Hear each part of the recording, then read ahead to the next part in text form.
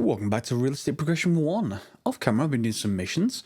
Although our total of money is mostly the same as last episode, I have actually spent a fair bit, a couple of 100,000 on extra VAB or extra R&D credits, which I then had to make up by signing rocket missions and similar kind of things to that. So we're now looking at early avionics and probes next. That's 350 days away. In the R&D category, I've opened up this, which is the electronics research. And it's just essentially solar panels. Okay, nothing special. That was to enable the solar panel mission, and because I'm not going to show that on camera, it's literally exactly the same as the previous ones. Just put solar panels on the side. That's all they need. They don't generate very much because they're not very good solar panels at this stage, but they can keep something like a Sputnik going, ish. And I say ish because, it will still deplete. It still isn't enough, even with like 8 of them on there, I think. And in fact, no, it will. It will, but you have to make sure you're facing the sun, or at least you're spinning in such a way that you end up facing the sun as you're going around. I was unlucky in mine because I don't have any RCS yet, and we're going to get to that soon. Then without that, I can't have any attitude control, which means I can't face the solar panels into the sun. So we'll come back to that shortly. First of all, let's look at what missions we can do. Let's just look at the archive. So I want to just show you the missions I have been doing. So as you can see, all the difficult and intermediate signing rocket missions I can do, about 10 of them. Each one is worth about 20,000, and that really pays back the investment in tooling that we did to actually make the signing rockets. So for example, now it's saying stuff like reach 5,900 with 234 units of payload. I can't do that. Not with the current launch vehicle, the Indigo. It just isn't going to work. I can do the intermediate ones generally, although I don't necessarily have a large enough tank on the top for those. So, we can always just reject them, exit, and come back in. Reject them, exit, and come back in. Yeah, it's going to be a bit obstinate. I think I can just about carry that. That's a possibility. Then that will give me 20,000. The rocket only costs 2 point something. So again, we can get a lot of money that way. However, I'm not going to do those on camera. You've already seen them. It'd be boring. So we've got some options now. We can, in fact, I did do the solar one off camera, so just the very bottom of here. For solar power satellite, all you have to be is a periapsis above 300k. So that's relatively straightforward. Just set your final angle to 0 in your neck jab, and it will get above 300k on both ends. And of course, we get 48 grand for that. It's pretty good. 48 million if you want to say in dollars. So we got 2 new things. We've got a communication satellite. So it has to have a payload of at least 332 units on the craft of ComSat payload. It has to be able to generate solar power. And a minimum perigee of 850 and apogee of more than 4,500. I'm not sure that we can actually do that on our current vehicle. Atmospheric analysis satellite. This one is quite similar to the solar one. So reach orbit, periapsis, or the closest point to Earth, above 300k again. And it has to have temperature and barometer on board and return the science to the KSP. Say return or recover or transmit. That's fine. It would be a pretty useless satellite, I suppose, if you get an atmospheric analysis and then, no, I guess you could return it, yeah. But we're not going to. I think we're just going to transmit it. And that, again, will get us another 40 grand. So I'm going to do that one off camera because it's exactly the same as the solar one. The apoapsis will naturally get above that anyway because we don't have any real control. So it always ends up with the apo being quite high anyway. And temperature and barometer scan are relatively straightforward. What's less straightforward is something like this. And this is what I'm going to try and get to. The problem with it is that it wants an eccentricity of between 0.02 and 0.04. So really circular, essentially. I think. Yeah, I think 0 eccentricity is the circular. And inclination is not too bad because we can control that on the launch. And it doesn't say it has to have anything in particular on it. Yeah, so the idea is, should orbit can place a satellite in constant sunlight and is useful for imaging, spy, and weather satellites. Okay, constant sunlight though, I guess we'd want to launch at dawn or dusk, I assume, because we'd be going up towards the poles, and then as we go up and around, we'll then stay in that. It will only last until the Earth goes around the sun a quarter turn, and then it won't have constant sunlight. But yeah, that will probably get us started. So let's have a look at what we need to do to modify our launch vehicle. Okay, so here's our existing launch vehicle. We're used to it, the LR-79 and the AJ-10 upper. We're going to just pull everything, well, not everything off it, but we're just going to remove the core. And we now have the Sputnik core. So let's just grab that. Whoops, let's move everything else out of the way even. And now we can attach stuff to that. So I think what I want to do first is to attach a new tank. We don't want to attach the rest of it just yet. Although, in fact, let's get rid of those. I want to get rid of the signs. How do we do that? Let's put a structural element on it. There we go. It has this, which is a separator. So everything above that will stay on the satellite. Everything this below will detach once you're in the right place. Okay, there we go. So we can just take off the science experiments temporarily. They'll come back later. And maybe we'll take off this.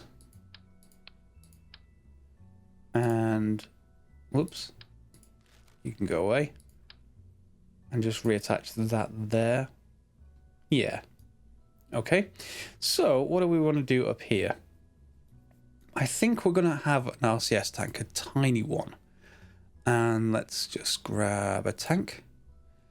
Tank 3, not only balloon tanks, but tank 3 in general are going to be...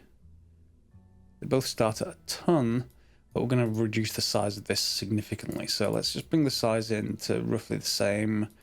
What's this one? 600, so that's 600 as well. And we're going to change it to a... fillet cylinder? Maybe. Smooth cone, actually. Yeah. So the top is going to be 600. And let's bring the bottom in to 0.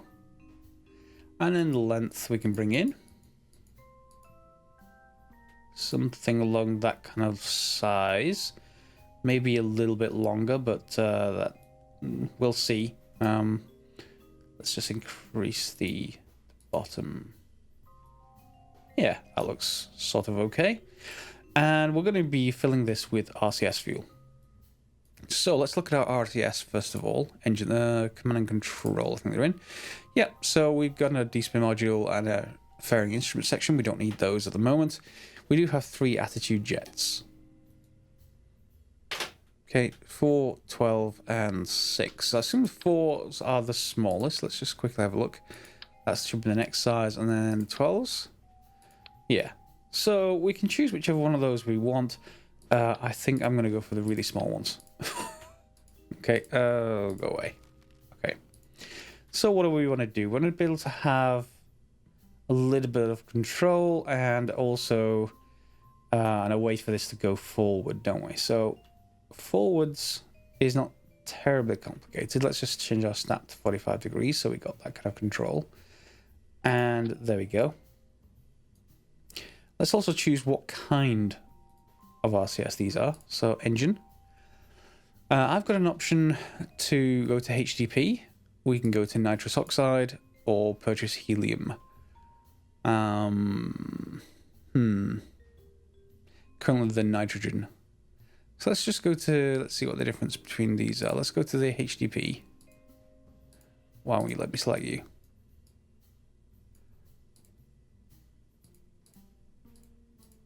You're not going to let me select?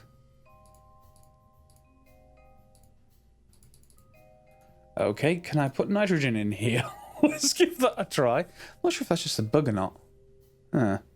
Okay, let's take a look at the user interface. This is for the tank, of course. So, can we put nitrogen in here?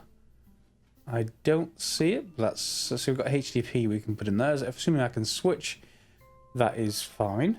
We can put nitrous oxide in here. That's also fine. Am I just missing nitrogen in this list?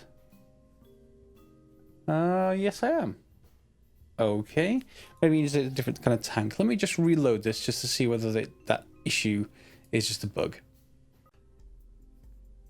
Okay, so it was just a bug. It does let me switch as long as I don't move this window, so that is good. Let's just get rid of that window.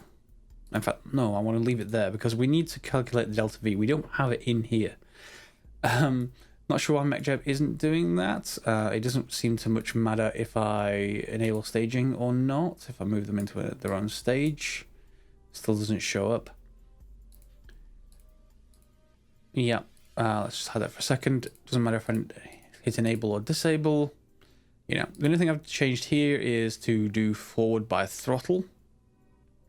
Otherwise, disable this from trying to do anything else other than going forward by throttle. So that should be fine. So now we need to work out how much delta V this will get us. It's probably not a great deal. I'll give you that. So let's take a look. To calculate delta V, if you don't have it here, it's not all that hard. It's just a quick sum on your calculator. You're going to need a scientific one because you need to do a natural log. So if we just take this and have a look down here, you'll see there is a vessel mass, and that's when it's full, if you like. So we take that 110, and then we just empty the tank. So it's 103. So it's not very much stuff in there. Okay. So what we do on the calculator is we take the ISP of the engine, which is in here. So ISP is 136.5. So you take that 136.5. You times by 9.82. Don't worry about what that is. It's just always going to be 9.82. You don't have to worry about it. It's not to do with gravity or anything. It's just a number. Then you multiply that by the log of the wet mass, which is the 110.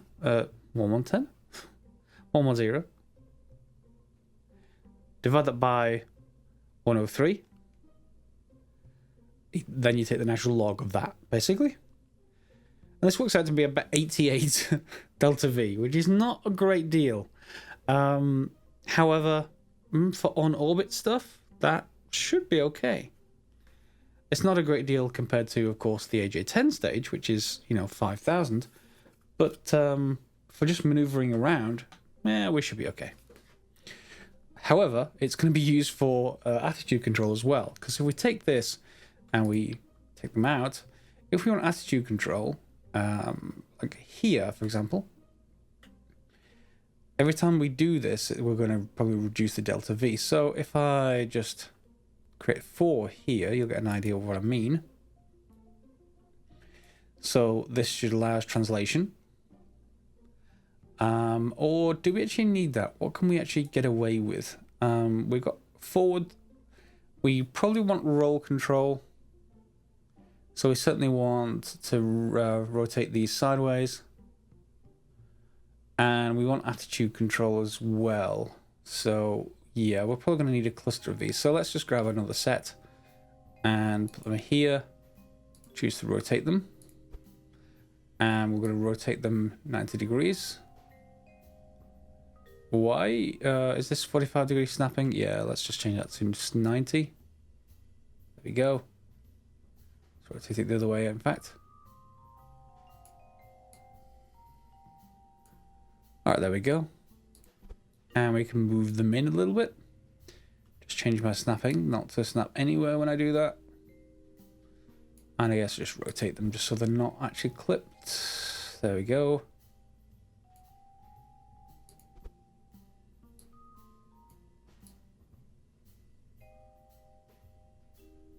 That should do. We don't have any clusters other than these. So, back to place. And then we'll just grab those.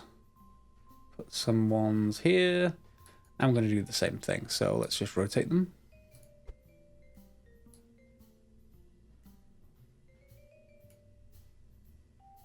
and move them in a little bit.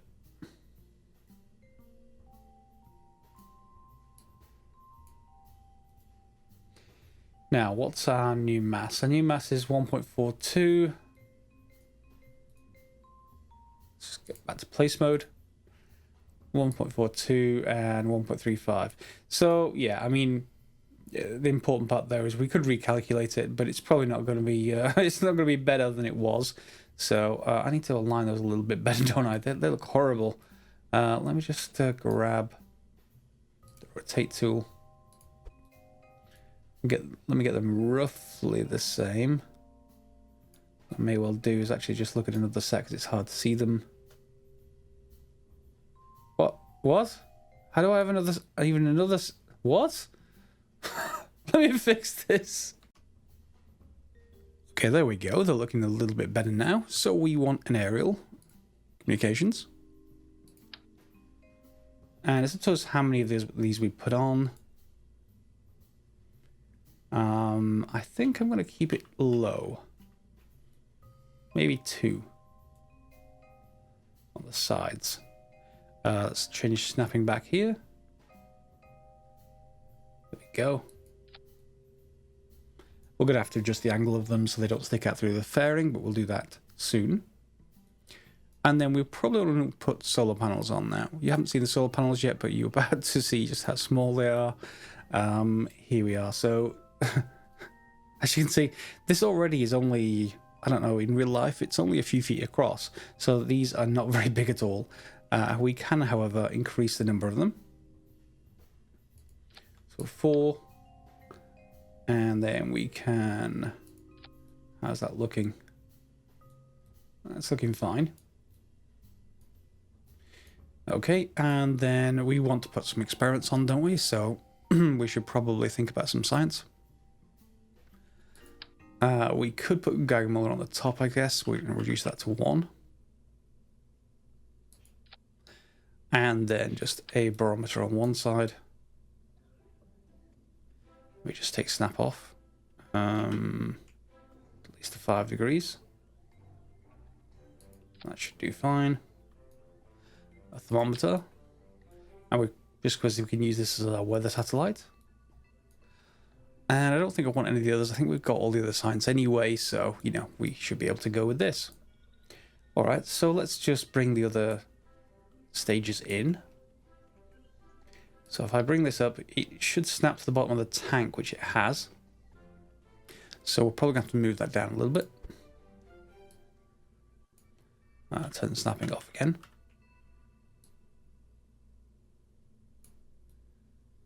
Okay, we could construct a kind of mini fairing over here, but I'm not going to bother for the moment. I just want to see what everything adds up to. And then we can put the lower stage on as well. LR79. And then we just want to make sure everything is set up correctly. That needs to go here. We need some way of separating these, don't we? We're going to come back to that in a second. Our total is still 10,231, so still quite a lot.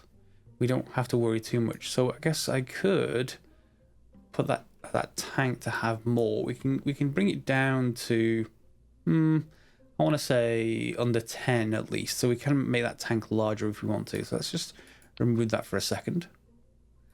And will these get moved down as well? That's a good debatable point. So let's just increase the bottom kind of size and length. Okay. 10,163. So we really can increase this quite a bit. Let's change the bottom to 400. Smooth cone. Doesn't matter where those sit, but this does let us have a convenient attachment point for a what do we want? A coupler, a decoupler. Oh god, that's huge. What about the Aerobee? That's still huge. All right, let's attach this one and bring its size down to wherever it can be minimum. That will do. And then because it's so small, we don't really need another structural point there. So 10,149, that seems pretty good. And now we just have to adjust the the aerials. So let's just make sure I'm still using 2. Now we want to bring them down a little bit more. In fact, can they actually fit above those tanks? I don't think they can.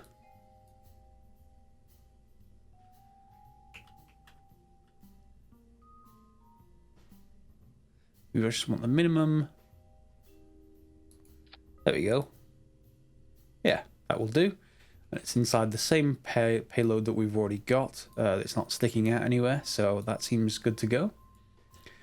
Do we want anything else? We certainly want to test this because I want to make sure that these RCS are going to work the way I think they are. So I'm going to test that in a simulation, but when we come back, we'll be doing it in live orbit, I think. I'm not going to show the ascent. You've already seen that for this exact rocket. And no, I was looking at the wrong thing. It won't fit inside the existing fairings. But that's fine. We'll get new fairings, I think. I need to unlock, because this is currently set to lock the fairing size, I think. Or lock these, maybe? Shape is locked. Yes. So unlocked and relock your fairings.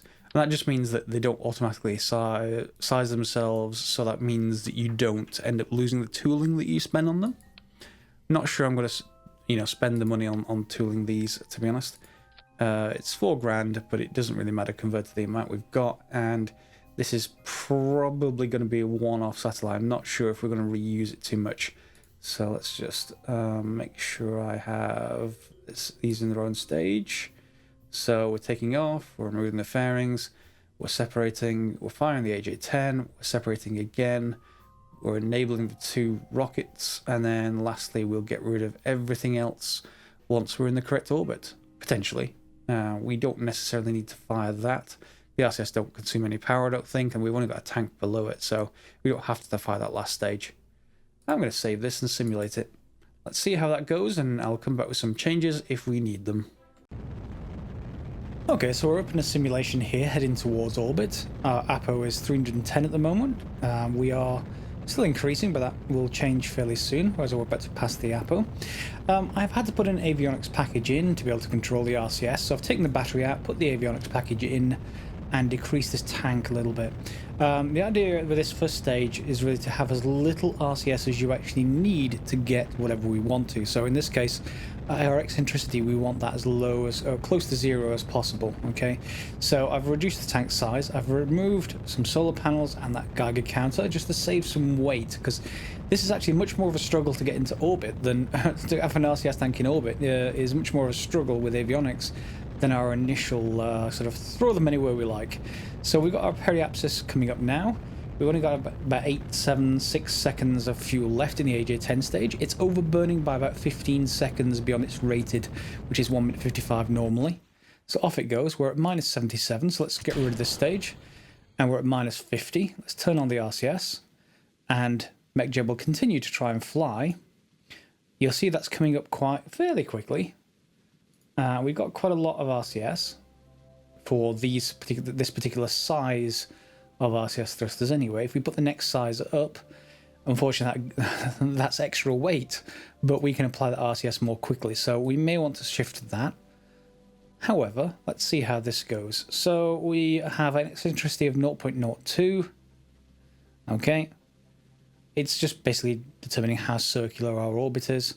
And I think that's enough to get the contract. So as long as we get something into orbit without this periapsis being massively way out of whack, so if it's like 800k on the other side, it's going to be a problem. However, this seems to be going okay. So we just got to deal with this. We're below 300, so I may on the real flight have to pitch up a little bit. So we can do that now. We can pitch up. Our ICS will kick in to just pick just a little bit above the horizon. And this is sort of how real satellites actually get into orbit. They go past the APO, they pitch up a little bit, and they continue burning. So it's not quite what you'd expect. But our periapsis is about to come up through 0, thereabouts. So I'm going to see if this gets us to an orbit that's reasonable. If we run out of RCS first, well, I'm going to have to decrease this RCS a little bit or stretch that AJ-10 stage. and with a little more stretching of that initial AJ10 stage, well, not the initial stage, the second stage, we can make it to orbit. We are periapsis of 190, apo of, well, that's increasing a little bit, that's heading towards 329, and our eccentricity is quite low. Now, the weather satellite contract may have a non-zero eccentricity. I think that's a range. So if that's the case, what we almost want it to do is to go past this for the apo and the periapsis to flip, and this to carry on increasing one of these two numbers until we get back out of zero eccentricity again. But that's something that we can look at specific to that contract. We now have something that will let us have control in orbit, and we can, well, hopefully we're going to get to roughly circular. It's coming in, but we're running out of nitrous oxide again, so we may have to wait for tech increase for RCS, or stretch the AJ10 stage, or get an engine upgrade, etc. We do have control. Let me just turn off the autopilot. We have a little bit left for on orbit, just 71 units of fuel, which isn't a great deal. So our orbit is 0.006 eccentricity. Okay, obviously we're quite close to the Earth, so you can have a look here roughly. Where are we? Here we are, Indigo Sputnik. We are very close to Earth, so it's very hard to see that, but you get the idea. We're not going to fall back into the atmosphere with this. Of course, it's still a simulation, but no, I'm quite happy with this. We can make a few little tweaks, but let's just exit out of the simulation again, and I'll just show you the various settings I've got for the various stages, just so you can follow along if you're playing RSS RO RP1 in Kerbal Space Program 1.3.1. So we should be able to see that our delta V stats. Yep. So you see I've stretched this upstage to 2 minutes 18. So that's 20 odd seconds above its rated. So it can have more failures. Just be aware if you do that, it's fine, but you will have more failures. Because I'm not tooling that tank, this rocket actually is more expensive than otherwise we would get. But of course we do get control over it. Now if you really wanted to, you could stretch this tank as well to try and push that over. I wouldn't, I'm just going to say that actually, but we can actually, you know, push that tank as well. Just the tooling costs, if you're going to reuse this, however, are quite severe. So I've just done it for just this. So the settings for this tank here are, in fact, I'm using a high pressure version. I wonder if RCS is fine with a low pressure. Let's just turn that back to tank 3. What's the difference? Tank 3 HP, let's flip with nitrous. 9492 versus 9508. So if they can use non-pressurized tanks, it'd be useful to use that. And we've got tank 3, so a smooth cone, 823, 400, 200, and fill with nitrous oxide. We've got the medium size RCS here, unlike the initial construction. Just this just applies RCS a bit faster. You lose a bit of weight, of course, because of doing that, but that lets us get on orbit quite easily, or by comparison. Of course, we've got the Avionics Package, and of course, once we finish getting to where we want to, we would detach, because this uses up power, we would detach and we'd end up with sort of a few solar panels. We'll probably start ourselves spinning first. A few solar panels and a couple of experiments. Okay. Okay, and here are the missions again. I think we're going to need an engine upgrade before we actually do the sun synchronous one. This eccentricity is fine. The main problem is that periapsis. So the closest point to Earth has to be above 300k. And with this, we can't get to eccentricity 0, which means that means the furthest point away has to be much higher than 300k. All right, so we're going to, you know, have to get up towards 400, 500, 600, etc. and have something like this, have the peri come up above 300, and then adjust it until we drop down below 0.04. And the inclination has to be between 95 and 99, which means we need even more delta V because this is almost a polar orbit, slightly retrograde, so it's just beyond the polar orbit, if that makes sense. We do get more money for it, but we're going to need more capable engines, I think, or let's take a look at how close we are to booster stages, because that's another possibility. What we could have is, I think the caster booster is the first one. Let's have a look at our tech upgrades. So we've got early avionics and probes next. Then satellite era science, supersonic flights, solid rocket engines all the way down here, unfortunately. Satellite era science, supersonic flight. Okay, so we want solid rocket engines before any of the flight nodes, and in fact even the orbital rocketry. We want those, and entry, descent, and landing. Yeah, we also want those first. We don't really care all that much about the supersonic flight stuff. So really then, what I'm probably going to do between the episodes, now that we've got, you know, the basics of a vehicle that has RCS in orbit and a controllable core, is I'm going to do some more standing rocket missions, and we're going to get to early avionics and probes. Let's head into R&D and let's take a look at what we can use in there. So this may let us replace that Sputnik. Let's have a look. Our Sputnik's in here. So that's 0.08 tons. If we go to these, what have we got? So 0.0083. So yes, I guess we could use Explorer 1. That will be let us have more Delta V in orbit. There's Pioneer, which is still lighter than Sputnik. First spacecraft launched by NASA in 1958. It's supposed to do a moon flyby, but it didn't work. Well, maybe we could send it to the moon. Be useful. Pioneer 4. Yep, that's a lunar flyby one, so we could use that as well. That's another Explorer 1. Thor avionics unit is 0.2 tons. What have we got for our current one? Where's our current Able? 0.14. Now it's a bit heavier. An early guidance unit. These are still too heavy, so we don't care much about that. Next X-ray detector, it looks a lot like Sputnik, doesn't it? It's the same model, but yeah, that will be useful to use as a core. And procedural avionics. So I wonder if that will let us create a much smaller avionics package. We'll have to leave that till next time. However, we are going to get towards that. And what's the other one? The other one was either our solid rocket engines. So we've got the baby sergeants in here, but mainly the Castor 1s are what we're looking for. We would attach those to the bottom stage, and it will give it an extra boost to 4 tons each. But probably a couple of those. That's one possibility that we can do. There's a Castor 1 there as well, just a different model. This one has a nose cone on it, so it might be worthwhile going for that. And then the orbital rocketry is our engine upgrades. So the S3D, which will increase our first stage.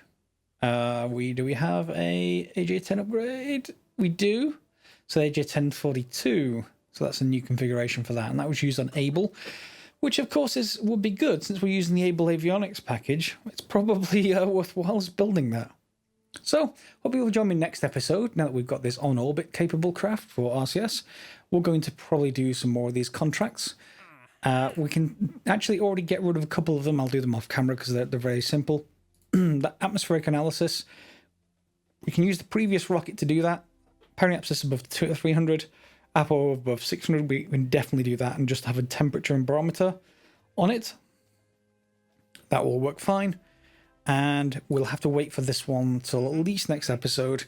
Communication satellite, I will try. I don't know how heavy a ComSat payload of 332 units is, but it has to be a minimum inclination of 35 degrees, an imperigee of 850.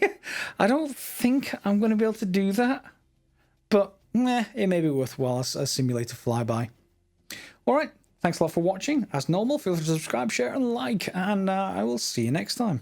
Thanks for watching.